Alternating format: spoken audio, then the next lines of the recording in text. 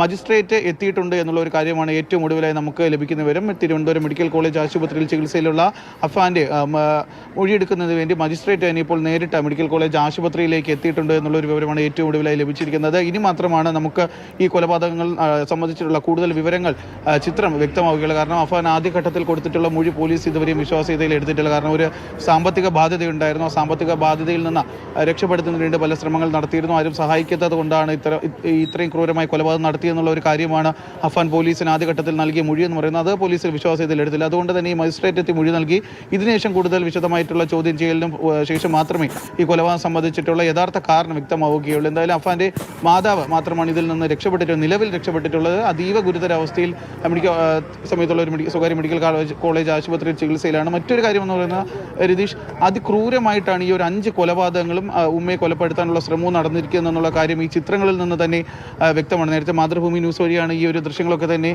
കണ്ടത്. അനന്തകൃഷ്ണൻ പറഞ്ഞതുപോലെ നമുക്ക് ആ ദൃശ്യങ്ങളൊക്കെ തന്നെ മുഴുവനായി കാണിക്കുന്നതിന് പോലും വലിയ പരിമിതിയുണ്ട്. നേരത്തെ ഈ ചിത്രങ്ങൾ ആദ്യഘട്ടത്തിൽ മൊബൈൽ ഫോണുകളിൽ കൂടി കണ്ട സമയം ഈ സാമ്പത്തികമാണ് ഒരു മോട്ടീവ് എന്ന് പ്രതി പറഞ്ഞിട്ടുണ്ട്. അങ്ങനെ പറയാറായിട്ടില്ല. ഈ കുടുംബത്തിൽ എന്തൊക്കെയോ സാമ്പത്തിക പ്രശ്നമുള്ളതായിട്ടുള്ളൊരു സൂചനയുണ്ട്. പക്ഷെ അതാണോ ഈ കാരണം എന്നുള്ളതൊക്കെ നമ്മൾ പരിശോധനയിൽ അന്വേഷണത്തിൽ മാത്രമേ അറിയാൻ പറ്റുള്ളൂ. പ്രഥമ ദൃഷ്ട്യാ സമാനതകളില്ലേ കൊലപാതകത്തിനെല്ലാം? തല പൊട്ടിച്ചുകൊണ്ടുള്ള ചെറിയ സമാധാനങ്ങളുണ്ട്. എല്ലാത്തിനും ഈ ഹാമറാണോ ഉപയോഗിച്ചത്?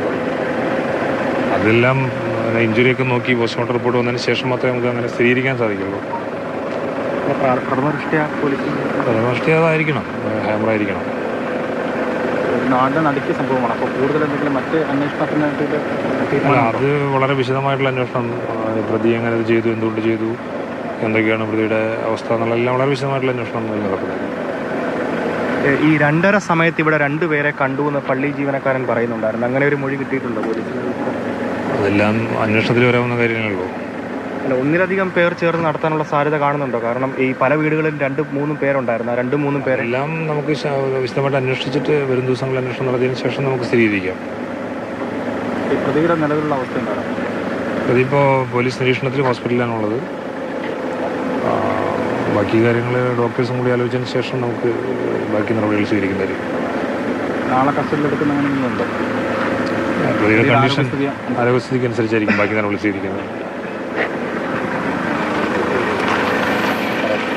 എസ് പിയുടെ പ്രതികരണമാണ് കണ്ടത്.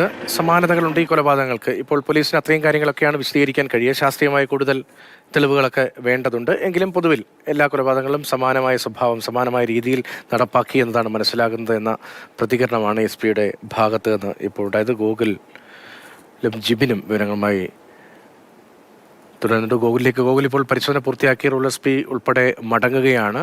അദ്ദേഹം പറഞ്ഞതും അവിടുത്തെ പരിശോധനയുടെയും മറ്റു വിവരങ്ങൾ. രതീഷ്, ഇതിൽ സമാനതകളുണ്ട് എന്ന് തന്നെയാണ് പോലീസ് പറയുന്നത്. ആ സമാനത എന്ന് പറയുന്നത് ഈ ഒരേ ഹാമർ ഉപയോഗിച്ച് തന്നെയാണോ എന്നുള്ള കാര്യത്തിൽ കൂടുതൽ വ്യക്തത വരുത്തേണ്ടതുണ്ട്. പക്ഷേ ഒരു ഹാമർ തന്നെ ആകാനുള്ള സാധ്യതയാണ് പോലീസ് കാണുന്നത്. ഈ സൽമാ ബീവിയുടെ കഴുത്തിലുണ്ടായിരുന്ന മാല പൊട്ടിച്ചുകൊണ്ടുപോയി ഈ പ്രദേശത്ത് തന്നെ വീടിനടുത്ത് നിന്ന് തന്നെ ഹാമർ വാങ്ങിക്കൊണ്ട് ഇവിടെ വന്നതിന് ശേഷമാണ് ഈ കൊലപാതകം നടത്തിയിട്ടുള്ളത് എന്നുള്ളതാണ് പോലീസ് ആദ്യം തന്നെ കണ്ടെത്തിയിരുന്നത്. എന്തായാലും അതിൽ കൂടുതൽ വ്യക്തത വരികയാണ്. സമാനതകളുണ്ട്. ഈ നടത്തിയിട്ടുള്ള എല്ലാ കൊലപാതകങ്ങളും തല അടിച്ച് പൊട്ടിക്കുന്ന തരത്തിലേക്കാണ് ഈ കൊല നടന്നിട്ടുള്ളത് എന്നുള്ളതാണ്. ഇതിൽ ഈ പെൺകുട്ടിയുടെ അടക്കമുള്ള കൊലകൾ, അതുപോലെ തന്നെ സഹോദരനെയും അമ്മയെയും ഒക്കെ ഈ രീതിയിൽ തന്നെയാണ് കൊലപ്പെടുത്തിയതും കൊലപ്പെടുത്താൻ ശ്രമിച്ചതും. അമ്മ ഇപ്പോഴും ആശുപത്രിയിൽ ചികിത്സയിലാണെന്നുള്ളതാണ്, അത്യാഹിത വിഭാഗത്തിൽ ചികിത്സയിലാണെന്നുള്ളത്, വെന്റിലേറ്ററിലാണെന്നുള്ളതാണ് അറിയാൻ സാധിച്ചത്. ഈ പോലീസിന്റെ അന്വേഷണം CCTV കേന്ദ്രീകരിച്ചുകൊണ്ടും അന്വേഷണമുണ്ട്. കാരണം ഒരാൾ തന്നെയാണോ ഇത് ചെയ്തത്, അല്ലെങ്കിൽ ഇതിന് പിന്നിൽ മറ്റാരെങ്കിലും ഉണ്ടായിരുന്നോ, സുഹൃത്തുക്കളുടെ ആരെങ്കിലും സഹായം അവസാനം കിട്ടിയിട്ടുണ്ടോ തുടങ്ങിയ കാര്യങ്ങളും പോലീസ് പരിശോധിക്കുന്നുണ്ട്.